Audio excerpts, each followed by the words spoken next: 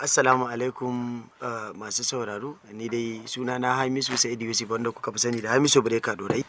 An haife ni a Najeriya, Kano, Gwale Local Government Dorai Karama, unguwar Bello. Na yi karatu a nan Dorai Karama Primary School inda na Secondary School a Dorai Babba. Masu sauraro suna aiko mana da tambaya, suna so su san waya aka yi maka shiga waka ne.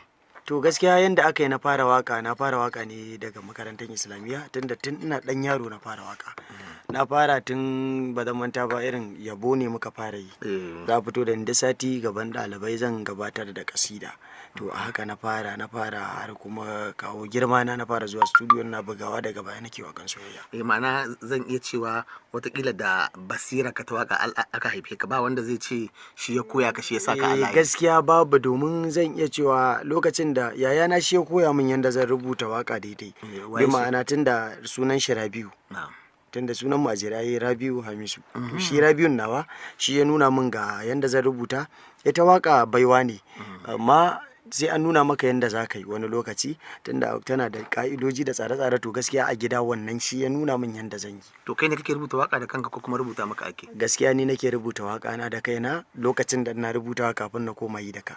Da yanzu kana rubuta kuma da kake? Gaskiya ka kimanin shekara, zan iya cewa shekara 8 9 ma baya zuwa yanzu ina yin waka da ka. Da ka kawai in kai tunanin bari kai waka kala kaza. Yawwa, idan naji insha Allah, to in naji bada tun din na bada bi ma'ana na bada karin akai kidan, to zan zo zaka ga maganganun suna ta zuwa min ina rerawa. To bari mu yi magana akan waƙarka da ke cashe, wato jaruman mata.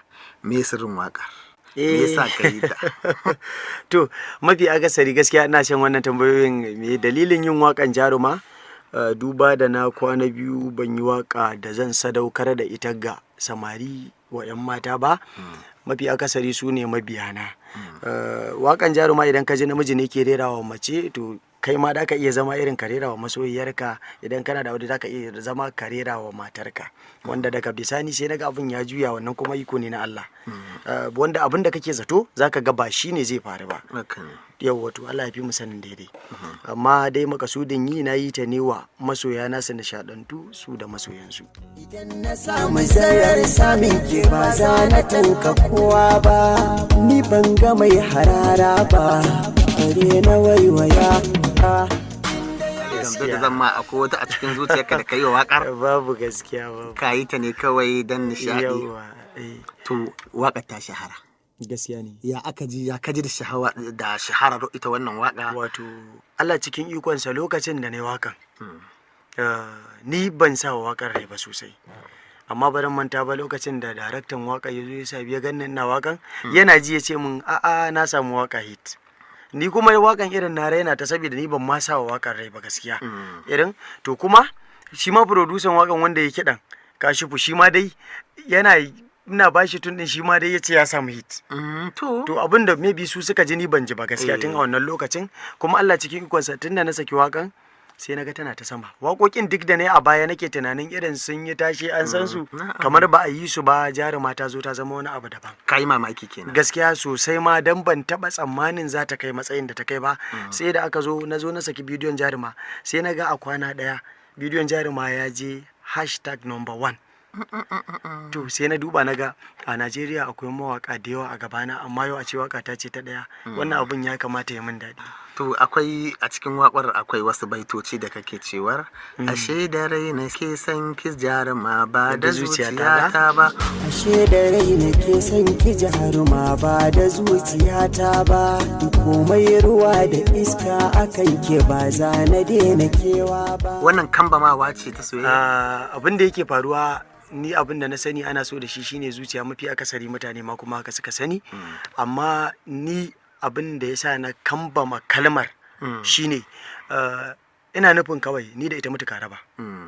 Da rai nake santa, to duk randa ta gana daina santa ta aza a ranta, sai dai mutuwa ne. To shine kawai ba nan zancen. Amma kuma dama kamar da ka gaya mana a baya, ba wata kawai ba nishaɗi ne kawai. Gaske shawwa shine zancen yanda yake. To mawaka yawanci sukan sa habaici da zambo a cikin waƙarsu. Kuma a cikin wannan waka ta jaruma kai ma kace tilasi ganin mu tilasi barin mu kauna rikicin da na yi nisa, ba batin na fasa ko za a ce min ba da rai fansa. wato kake nufi abinda a nake wannan nufi baitin? jajircewa ne. Mm. ba batun na fasa ko za a ce min ba da rai fansa, abinda na sani an daɗe ana sanar da mu cewa mace ma ɗaya tana iya haɗa yaki. Mm. To ni ma ina cikin irin gwarazan da in dai akan wanda nake so ne abinda nake kwatanta a wagan, to zan iya jajircewa in fafata, ko da za a ce an shuɗe tarihi na a wannan gurin, a zuciyarta na san tarihi na ba zai shuɗe ba tunda saboda ita na sadaukar da rayuwata. To ina faɗan haka ne irin dan in kambama girman san da nake so in nuna wa duniya na yi. To yanzu misali za ka iya sadaukar da ranka kenan akan soyayya? Abin da nake nufi da sadaukar da rai shine duk mutumin da ka sadaukarwa da farin ciki yana daidai da ka sadaukarwa da ranka. To shi a ciki dai again kake cewa Na ji na gani yadda nake son ki ya fi ƙarfi na san a duniya da wanda yake jin duka tunani na ji na gani yadda nake son ki ya fi ƙarfi na. Wannan Shin kalmar yaya aka yi? Shin ta mallake ka ne ita wacce kai waka? wannan kalmar tana daidai da kamar a ce kifi na ganin ka mai jar koma. Shine yana gani kamar yanzu wata waka bayan na jin na taba faɗa na ce tallafa min kar so ya sa ni jar koma. Ina gani zan cutu amma ban isa in hana kaina ba, saboda ni ban isa in bawa kaina umarnin in so wani ko kuma in hana kaina son wani ba. To ina gaya mata yanda nake son ta yafi karfi na, ni ban isa in hana kaina son ta ba, dan haka kawai ta tausaya. Shine asalin zancen. To ai mafi akasarin samari akan haka suke tafiya. Masha Allah. Akwai to kuma dai wani baitin da kake cewa soyayya rayuwa wani sa'in sai ta zama wutar kuna. Soyayya rayuwa wani sa'in sai ta zama wutar kuna. Duk wanda ke cikin ta shine jurau amma fa a gurina. Ka taɓa fuskantar wani yanayi makamancin wannan ne a baya? Wato abinda tunda na taso, abinda na tarar zan iya cewa kamar miro na madubi na wanda na sani a wake-wake irin na Hausa, abinda na taba ji ya faɗa ne na kuma bibi kalman. Abinda na sani shine da yawa mutane abinda suke faɗa zaka ji an ce so ruwan zuma so ruwan guba. Dole so idan abu ɗaya ne a cikin so, duk kullum idan aka so ka da aka yi bacin rai, idan aka ƙi ka za ka yi bacin rai. Idan an so ka kishi zai wahalar da kai, idan aka ƙi ka kuma zafin kiyayya ne zai wahalar da kai. Don haka abu biyu a cikin so ya zama dole sai ka yi farin ciki ka yi bakin ciki. Shine amsan zancen. To ka babbawa samari da 'yan mata haƙuri. Abin da ya sa na ce samari mai haƙuri idan mun samu so mu sa sauƙi, na ƙara da bawa 'yan mata ma, mafi akasari halayya ce ta ɗan adam. Idan ya gane wanda yake son sa sai ya tunanin kuma bari ya ɗan gara shi. To ni kuma wannan ɗabi'an ce nake so a daina. Idan ka gane masoyinka to ka so shi, babu abin da ya kai masoyi a duniya. Don haka to idan ka gane wa yake so na, to kamata ya ka tattalin shi, ka ririta shi, ka ja shi kusa da kai. Ba wai kai tunanin cewa a'a bari in dan wahalar da wani dan ba zai iya rabuwa da ni ba. Shine haƙurin da nake bawa samari da 'yan mata. To a ƙarshe a sama mun yi magana amma nan gwari-gwari za mu tambaya, shin yaya akwai batun iyali? Gaskiya batun ai ka san dai iyalin kanka ji kunya ai baka kai matsayin da zamu ce ma tuzuru ba. Gaskiya ba kai yawa ai yanzu dai dan saurayi ne amma ya batun na san dai akwai iyali ko babu? Gaskiya ba ban yi aure ba tukun.